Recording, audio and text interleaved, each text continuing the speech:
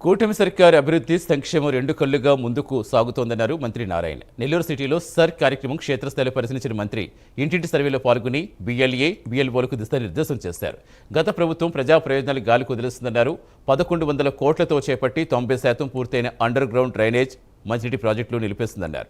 కూటమి సర్కార్ అధికారంలోకి వచ్చాక ఆగిపోయిన పనులని తిరిగి ప్రారంభించినట్టుగా తెలిపారు.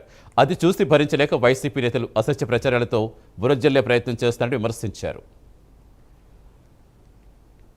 మన రాష్ట్రంలో స్పెషల్ ఇంటెన్సివ్ రివిజన్ ఎలక్ట్రికల్ రోజు జరుగుతుంది. ఈ కార్యక్రమంలో నిన్న మున్సిపల్ కమిషనర్ గారితోనూ ఎవరైతే వర్క్ చేస్తున్నారో వాళ్ళందరితో డిస్కస్ చేయడం జరిగింది. మెయిన్ గా డిస్కస్ చేయడం ఉద్దేశం ఏంటంటే వాళ్ళ సమస్యలు ఏంది, వాళ్ళు ప్రాక్టికల్ గా ఫేస్. ఎందుకంటే ఈ రోజు నెల్లూరు సిటీలో కేవలం 47% అయింది.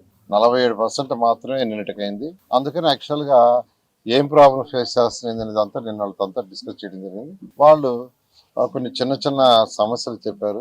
వాటి మీద యాక్చువల్ గా మున్సిపల్ కమిషన్ చాలా డీటెయిల్ గా వాళ్ళకి అందరికీ ఎక్స్ప్లెయిన్ చేసి ఎలా చేయాలి, ఏం చేయాలనేది చెప్పడం జరిగింది. ఈ రోజు ఆ నేపథ్యంలో నేను కూడా 247 బూత్ లో ఎలా జరుగుతుందో యాక్చువల్ గా చూడటానికి వచ్చాను. చాలా చక్కగా బిఎల్ఓ అండ్ బిఎల్ఏ చేస్తున్నారు. నేను యాక్చువల్ గా వాళ్ళతో కొన్ని హౌసెస్ కూడా